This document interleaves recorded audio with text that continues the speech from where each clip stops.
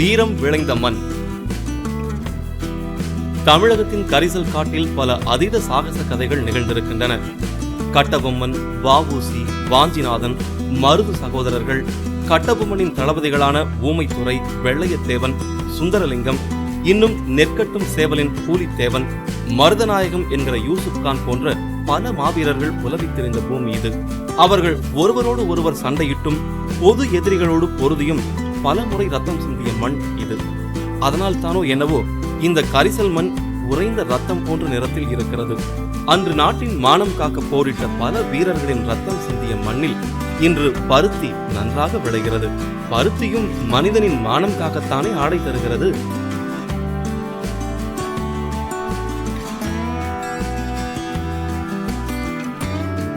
கட்டபொம்மனோட பாஞ்சாலங்குறிச்சி கோட்டைக்குள்ள போகும். இந்த மண்ணில் இப்படி வாழ் பிடித்த வீரர்கள் மட்டுமல்ல, வாளை விட கூர்மையான வளையாத எழுதுகோல் பிடித்த பல கவிகளும் எழுத்தாளர்களும் கூட இந்த மண்ணில் பிறந்திருக்கிறார்கள். சீரா புராணம் எழுதிய உமறு புலவர், சங்கீத மும்மூர்த்திகளில் ஒருவரான முத்துசாமி தீட்சிதர், பாரதி, புதுமை பித்தன், கூப்பா அழகிரிசாமி, சொல்லின் செல்வர் ராபி சேதுபிள்ளை, ரசிகமணி டி.கே.சி. என்று பலர் இந்த மண்ணின் மைந்தர்கள் தான். அப்படி எப்பொழுதும் உயிர் துடிப்புடன் இருக்கும் கரிசல் காட்டில் பாஞ்சாலங்குறிச்சியில் போய் இறங்கினோம். மதுரை நாயக்க மன்னர் விஸ்வநாத நாயக்கர் காலத்தில் பாளையக்காரர் ஆட்சி முறை ஏற்படுத்தப்பட்டது. 1736 மதுரை நாயக்கர் ஆட்சி முடிவுற்ற பின் பாளையக்காரர்களிடம் கப்பம் என்கிற வரி வசூலிக்கும் முறையை கர்நாடக நவாப் பெற்றார். கடைசி கர்நாடக நவாபான முகமது அலி ஆங்கிலேயரிடம் நிறைய கடன் பட்டதால் 1792 ஆண்டு ஒப்பந்தப்படி வரி வசூலிக்கும் உரிமையை ஆங்கிலேயருக்கு மாற்றிக் கொடுத்தார். தமிழக சரித்திரத்தில் நீங்காத இடம் பெற்றுவிட்ட கட்டபொம்மன் ஆட்சிக்கு வந்தது 1790. கட்டபொம்மன் என்பது அவரது பெயர் அல்ல, அது அவர்கள் குடும்பத்தின் மரபு பெயர். கட்டபொம்மனின் இயற்பெயர் கருத்தையா. இவர் ஜகவீர கட்டபொம்மு என்கிற 3ஆம் கட்டபொம்மனின் மகன். ஆந்திராவில் இருந்து வந்து மதுரை நாயக்கர் தயையில் பாளையக்காரரான ஆதி கட்டபொம்மன் தன் பாட்டனான பாஞ்சாலன் என்பவரின் நினைவாக பாஞ்சாலங்குறிச்சி என தங்கள் தலைநகருக்கு பெயரிட்டான்.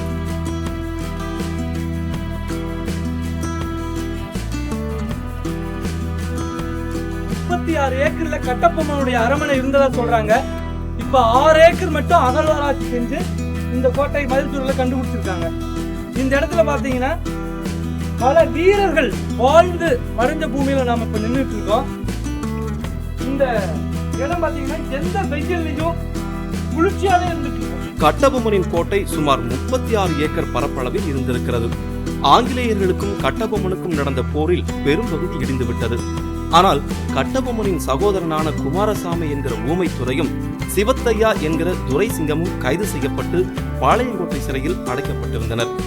1801 பிப்ரவரி 2ஆம் நாள் ஒரு புரட்சி படை பாளையங்கோட்டைக்குள் இருந்த சிறைச்சாலையை தகர்த்து ஊமைத்துரை மற்றும் துரைசிங்கம் ஆகியோரை விடுவித்தது. சிறையிலிருந்து மீட்கப்பட்ட ஊமைத்துரை 5000 வீரர்களுடன் பாஞ்சாலங்குறிச்சிக்கு வந்து 2 வாரத்தில் மறுபடி கோட்டையை புதுப்பித்து கட்டியிருக்கிறார். 1801 மார்ச் மாதத்தில் மெக்காலே தலைமையில் ஆங்கிலேயர் மறுபடி பாஞ்சாலங்குறிச்சியை தாக்கினர். ஆனால் வெற்றி கொள்ள முடியவில்லை. அதன் பிறகு அதே ஆண்டு மே 24ஆம் நாள் அகினியோ என்கிற தளபதியின் தலைமையில் வந்த படை பாஞ்சாலங்குறிச்சியை கைப்பற்றியது. பாஞ்சாலங்குறிச்சி கோட்டை மறுபடி மண்ணோடு மண்ணாக இடித்து தள்ளப்பட்டது. இனி பாஞ்சாலங்குறிச்சி என்கிற ஊரே தேச வரைபடத்தில் இருக்கக்கூடாது என்கிற முடிவுடன் கோட்டையும் ஊரும் இருந்த இடத்தை உழுது காட்டாமணுக்கையும் எருக்கையும் விதைத்தார்களாம் வெள்ளையர்கள். ஆனால் எருக்கு விதைத்த இடத்தில் ஆங்கிலேயரின் செருக்கை அடக்க இன்னும் 1000 வீரர் முளைத்தது தனிக்கதை.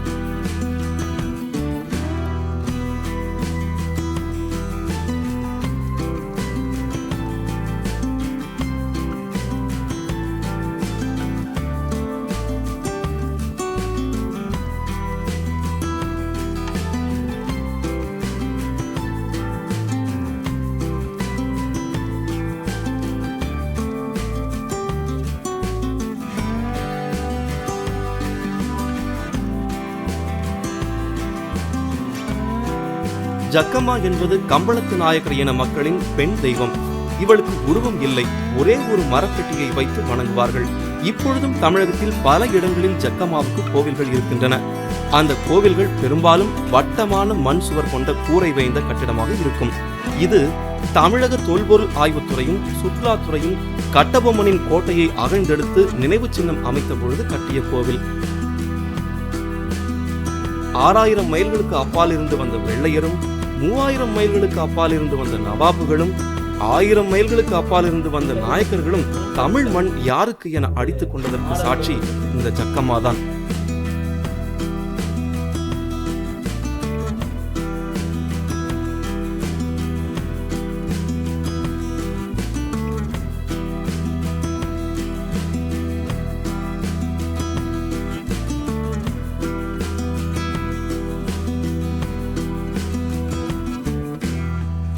இந்த பூங்காவும் இதற்குள் அமைக்கப்பட்டிருக்கும் கட்டபொம்மன் கோட்டையின் மாதிரி வடிவமும் 70களின் துவக்கத்தில் தமிழக அரசால் அமைக்கப்பட்டவை. இதன் உள்ளே கட்டபொம்மனின் கதை சிற்பங்களாகவும் ஓவியங்களாகவும் சித்தரிக்கப்பட்டிருக்கிறது. கட்டபொம்மன் பற்றிய கதைகளை கேட்டுவிட்டு திரைப்படங்களை பார்த்துவிட்டு புத்தகங்களையும் படித்துவிட்டு இங்கே போனால் இவ்வளவுதானா என்று நினைக்கும்படி சிறியதாக இருக்கிறது கட்டபொம்மனின் தர்பார். மூர்த்தி சிறியதா இருந்தாலும் கருத்தையா என்கிற வீரபாண்டியனின் கீர்த்தியை சொல்கிறது இந்த கட்டிடம்.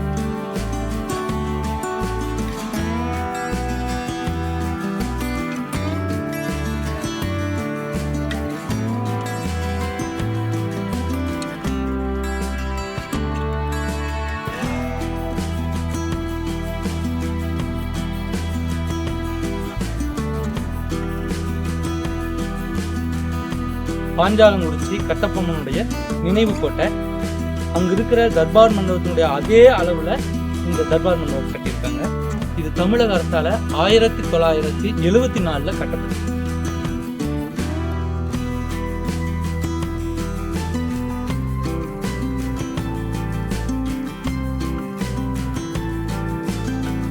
கட்டபொம்மனின் முன்னோர் முயல் வேட்டையாடி கொண்டிருக்கையில் ஒரு குறிப்பிட்ட இடத்துக்கு போனதும் முயல்கள் திரும்பி நாயை துரத்தினவாம். அந்த மண்ணின் வீரம் அவர்களை கவர அங்கேதான் பாஞ்சாலங்குறிச்சி கோட்டையும் ஊரும் அமைத்து தங்கள் பாளையத்தை நிறுவினராம்.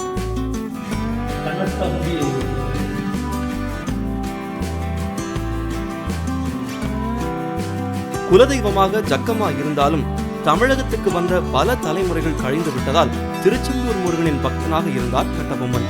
1789 ஜாக்சன் என்கிற ஆங்கில கலெக்டர் கட்டபொம்மனையும் அவரது சகாக்களையும் 23 நாட்கள் அலைய விட்டு அவமானப்படுத்த அவர்கள் கடைசியாக ராமநாதபுரத்தில் சந்தித்த பொழுது சண்டை ஏற்படுகிறது.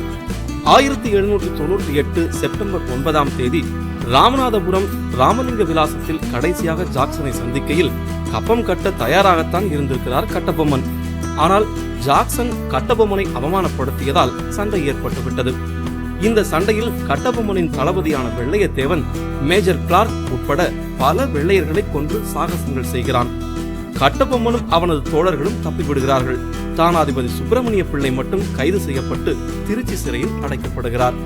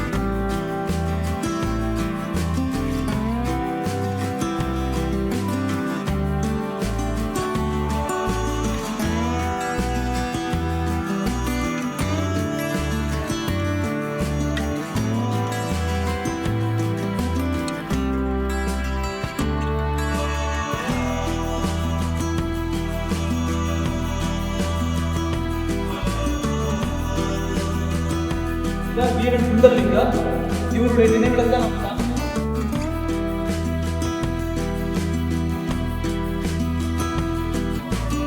இவர்தான் பானாவூர் பிள்ளை கட்டபொம்மனுடைய அமைப்பு.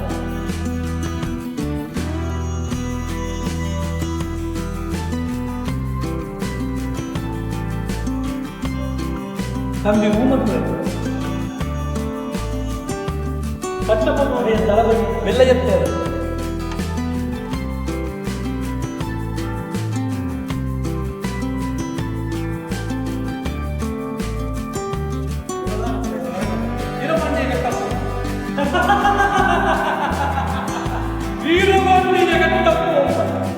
9/9/1798 ஜாக்சனை சந்திக்கும் முன்பே தனது கப்பத் தொகையில் 2/3 பங்கை செலுத்தியிருக்கிறார் கட்டபொம்மன். ஆனால் ஜாக்சனால் ஏற்பட்ட அவமதிப்பால் தான் அவர் ஆங்கிலேயரை எதிர்க்கிறார். ஏற்கனவே ஆங்கிலேயருக்கு எதிரான அணி ஒன்று இருந்தது. இந்த வீர பாளையக்காரர்கள் அணியில் நாகலாபுரம், கோல்வார்பட்டி, தாடல்குடி, குளத்தூர், 7000 பண்ணை ஆகியவை இடம்பெற்றிருந்தன. இந்த அணியில் சேர்ந்ததுமே கட்டபொம்மன் அதில் முக்கிய இடத்தை பிடித்தார். பாளையக்காரர்களின் எழுச்சியை விரும்பாத ஆங்கில கவர்னர் எட்வர்ட் கிளைவ் பானர்மேன் தலைமையில் ஒரு படையை அனுப்பினார். அந்த படை திருநெல்வேலியில் முகாமிட்டது. தம்மை காண வரும்படி கட்டபொம்மனுக்கு அழைப்பு விடுத்தார் பானர்மேன். இதற்கு கட்டபொம்மன் மறுத்துவிடவே 1799 ஆண்டு செப்டம்பர் மாதம் 1ஆம் தேதி ஆங்கில படை பாஞ்சாலங்குறிச்சியை முற்றுகையிட்டது. பாஞ்சாலங்குறிச்சி கோட்டையின் மண் சுவர்களை ஆங்கிலேயரின் பீரங்கிகள் தாக்கி தகர்த்தன. பாஞ்சாலங்குறிச்சி படை வீரத்துடன் சிறப்பாகவே போரிட்டது. ஆனால் ஆங்கில படையின் நவீன ஆயுதங்களின் முன்னால் அவர்களால் எதிர்த்து நிற்க இயலவில்லை. ஆங்கில படையின் தளபதியான காலின்ஸை கொன்ற வெள்ளையத்தேவனும் இந்த போரில் இறந்து போகிறார். கட்டபொம்மனும் அவரது தம்பி ஊமைத்துறையும் தப்பிவிடுகின்றனர். முதலில் சிவகங்கைக்குத்தான் போகிறார்கள். ஆனால் அதன் பின் புதுக்கோட்டைக்கு போக அங்கே தொண்டமானின் படைகள் கட்டபொம்மனை பிடித்து பானர்மேனிடம் ஒப்படைத்து விடுகின்றன.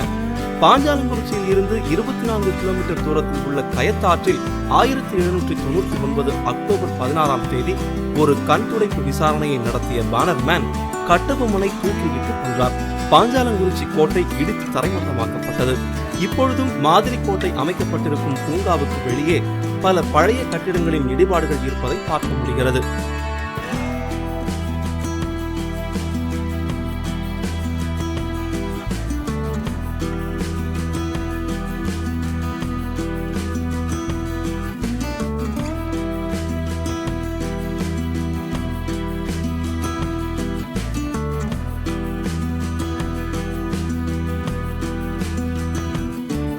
கட்டபொம்மனின் தளபதிகளில் முக்கியமானவர் சுந்தரலிங்கம். இவரை பற்றி ஒரு வீர சாகச கதை சொல்லப்படுகிறது. அநேகமாக உலக சரித்திரத்தில் நடந்த முதல் தற்கொலைப்படை தாக்குதல் நடந்த இடம் பாஞ்சாலங்குறிச்சி. அந்த தாக்குதலை நடத்தியவர் வீரன் சுந்தரலிங்கம். நீங்கள் பார்க்கும் இந்த இடிபாடுகள் ஆங்கிலேயரின் ஆயுத கிடங்காய் இருந்தது. ஒரு நாள் பகலில் இந்த இடத்துக்கு கையில் பந்தத்துடன் வருகிறான் சுந்தரலிங்கம். வழியில் ஆடுகள் மேய்த்துக் கொண்டிருந்த அவனது முறைப்பெண் வடிவுக்கு அவன் உத்தேசம் புரிந்துவிட அவளும் அவனுடன் கைகோர்த்துக் கொள்கிறாள். இருவரும் இந்த இடத்துக்கு வந்து காவலாளிகளை வெட்டி போட்டுவிட்டு கையில் எரியும் தீப்பந்தத்துடன் வெடிமருந்து கிடங்குக்குள் நுழைந்தனர். வானம் அதிர, திக்குகள் நடுங்க, வெடித்து சிதறியது இந்த இடம். அந்த மாவீரனின் வீரத்துக்கும் ஒப்பற்ற தியாகத்துக்கும் 200 வருடம் கழித்துத்தான் நினைவிடம் அமைத்திருக்கிறோம் நாம்.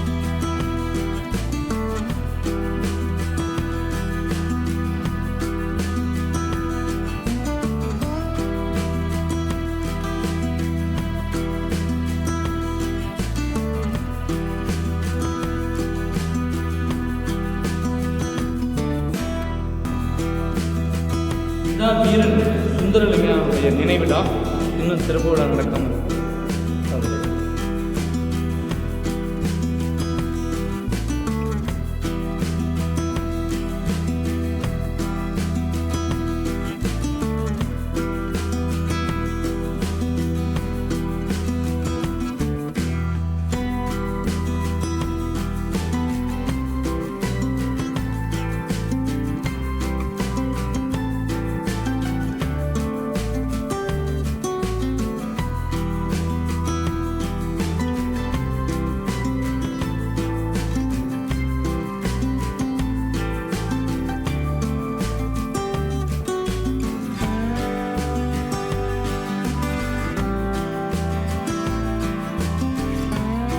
போர்ல இருந்த ஆங்கில தளபதிகளுக்கும் சரி, ஆங்கில வீரர்களுக்கும் அங்காங்கு சமாதிகள் வைக்கப்பட்டிருக்கிறது. ஆனா இந்திய வீரர்களுக்கு எங்குமே சமாதி எழுப்பப்படவில்லை. ஒருமுறை ஆங்கிலேயரிடம் தோற்றதால் கிடைத்த படிப்பினையாலும் சின்ன மருது பெரிய மருது சகோதரர்களின் ஆதரவாலும் மறுபடி பாஞ்சாலங்குறிச்சி கோட்டையை 15 நாளில் புதுப்பித்து சரித்திர சாதனை செய்த ஊமைத்துறை தொடர்ந்து பல சாகசங்கள் செய்தார். திண்டுக்கல் கோட்டை முதல் தூத்துக்குடி வரை அவரது படைகள் உலவியிருக்கின்றன. 1801ஆம் ஆண்டு மார்ச் 24 மற்றும் மே 24 தேதிகளில் நடந்த கோரமான யுத்தத்தில் ஆங்கில தளபதியான அக்னியுடன் தோற்று போகிறார் ஊமைத்துறை. அந்த போரில் இறந்து போன ஆங்கில வீரர்கள் 45 பேருக்கும் தளபதிகள் 5 பேருக்கும் கட்டப்பட்ட நினைவு சின்னங்கள் பாஞ்சாலங்குறிச்சி கோட்டையில் இருந்து 3 கிலோமீட்டர் தூரத்தில் இருக்கின்றன.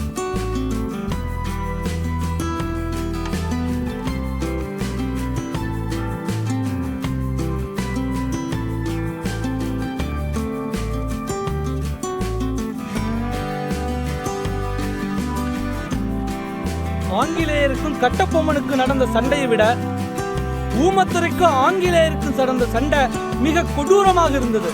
அந்த போர்ல ஆங்கிலேயர் தளபதிகளான டக்ளஸ், கார்லின், டார்மென்ஸ், பிளேக், பென்னி அப்படிங்கிற 5 தளபதிகள் இங்க இறந்து போயிட்டாங்க. அவங்களுடைய சமாதி இங்க இருக்கு. போர்ல இறந்த வீரர்களுடைய சமாதி அங்கு வைக்கப்பட்டிருக்கு. வாங்க.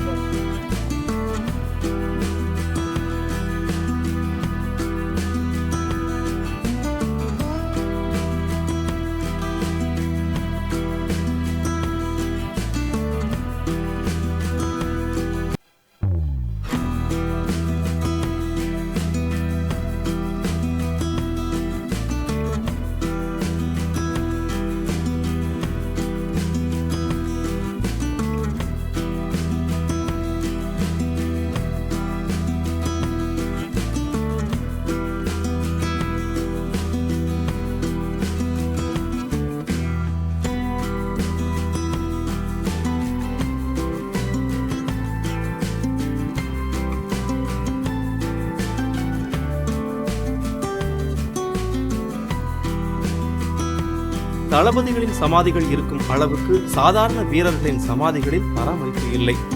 வெள்ளையனாக இருந்தாலும் இந்தியனாக இருந்தாலும் சாதாரண வீரனின் சாவுக்கு யார் கவலைப்பட போகிறார்கள்?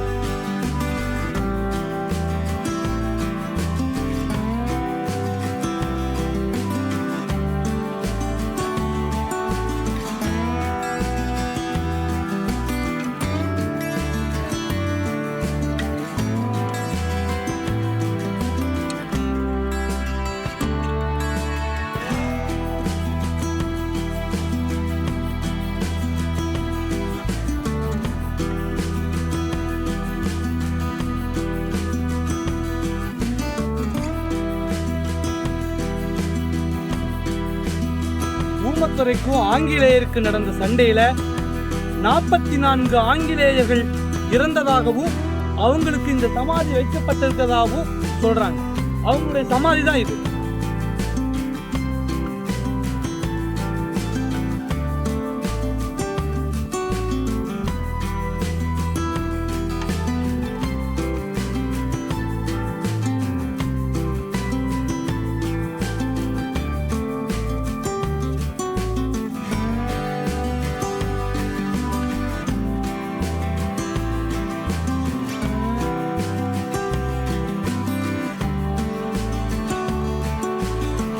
கட்டபொம்மனின் கதை நிகழ்ந்த இந்த கரிசல் காட்டில்தான் அவனது எதிரியும் கும்பினியின் நண்பருமான எட்டயபுரம் பாளையக்காரர்களும் இருந்திருக்கிறார்கள். கட்டபொம்மன் தப்பிய பின் அவனை தேடும் ஆங்கில படைகளுக்கு தான் உதவ தயாராய் இருப்பதாகவும் கூட சில சிப்பாய்களை அனுப்பும்படியும் கேட்டுக்கொண்டாராம் அன்றைய எட்டயபுரத்து அரசர். அதன்படி கேப்டன் டல்லஸ், கேப்டன் ஓரோலி தலைமையில் எட்டப்பனுக்கு உதவி விரைந்தது. ஆனால் அந்த படை வரும் முன்பே கோல்வார்பட்டியில் எட்டப்பன் படைகளும் கட்டபொம்மன் உதவி படையும் மோதிக்கொண்டன. இங்கிருந்து கட்டபொம்மன் வெறும் 6 பேருடன் தப்பிச் சென்றான். இங்கே பிடிபட்ட தானாதிபதி சுப்பிரமணிய பிள்ளையை நாகலாபுரத்தில் ஒரு பொது இடத்தில் தூக்கிலிட்டு அவரது தலையை வெட்டி எடுத்து ஒரு ஈட்டியில் குத்தி பாஞ்சாலங்குறிச்சியில் நட்டு வைக்கின்றனர் வெள்ளையர். இதன் மூலம் ஆங்கிலேயர் தங்களை எதிர்ப்பவர் மட்டுமல்ல, அவர்களை சார்ந்தவர்களும் எத்தனை கொடூரமான துன்பங்களை சந்திக்க வேண்டியிருக்கும் என மறைமுகமாக செய்தி சொல்லியுள்ளனர் மற்ற பாளையக்காரர்களுக்கு. மேஜர் ராபர்ட் டர்னிங் மற்றும் தமிழ் மொழிபெயர்ப்பாளர் ஜார்ஜ் ஹக்ஸ் இருவர் உதவியுடன் வானர்மேன் கட்டபொம்மனை விசாரிக்கவும் அவனை வளைத்து பிடிக்கவும் உதவிய எட்டயபுரம் அரண்மனை இதுதான். இன்றும் எட்டயபுரம் அரண்மனையில் யாரும் இல்லை. கிட்டத்தட்ட 300 ஆண்டு பழமையான இந்த அரண்மனை அவ்வப்போது புதுப்பிக்கப்பட்டிருக்கிறது. இடையிடையே புதிய தொழில்நுட்பங்களுடன் புதிய பகுதிகள் கட்டப்பட்டும் வந்திருக்கின்றன.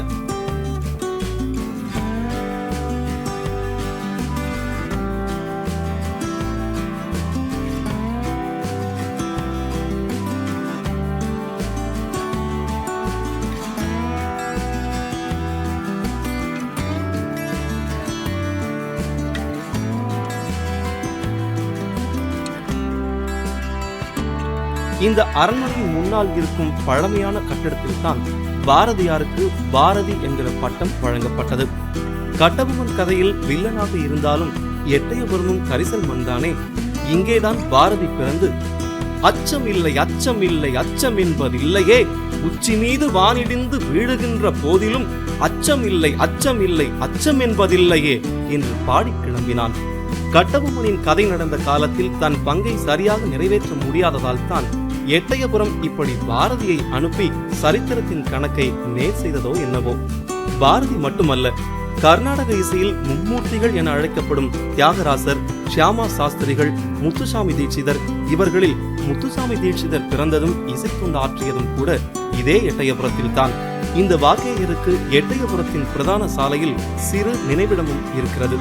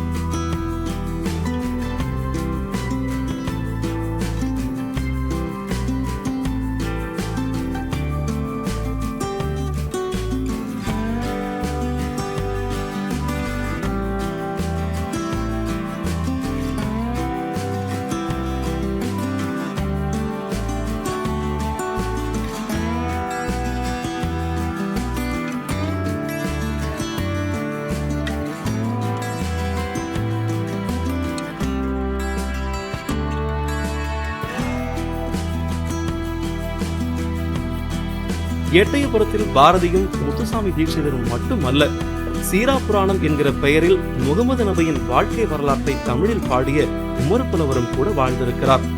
இப்பொழுதும் அவரது சமாதி ஒரு வழிபாட்டு இடமாக வைக்கப்பட்டிருக்கிறது. சமீபத்தில் தமிழக அரசு அதை புதுப்பித்திருக்கிறது. இப்படி தமிழ் தொண்டர்கள் பலரும் உதவிய எட்டயபுரம் தான் கட்டபொம்மன் கதையில் அரசியல் காரணங்களால் அவப்பெயர் சுமந்து நிற்கிறது. ஆனாலும் இப்பகுதியில் எட்டயபுரத்து அரசரின் செல்வாக்கு சிறப்பானதாக இருந்திருக்கிறது. உதாரணமாக, மக்கள் 8 என்கிற எண்ணையே உச்சரிக்க மாட்டார்களாம். 1, 2 என எண்ணும் பொழுது 5, 6, 7, மகாராஜா, 9, 10 என்றுதான் எண்ணுவார்களாம். கட்டபொம்மன் என்பது போலவே எட்டப்பன் என்பதும் ஒரு தனிப்பட்ட நபரின் பெயர் அல்ல, அதுவும் மரபு பெயரே.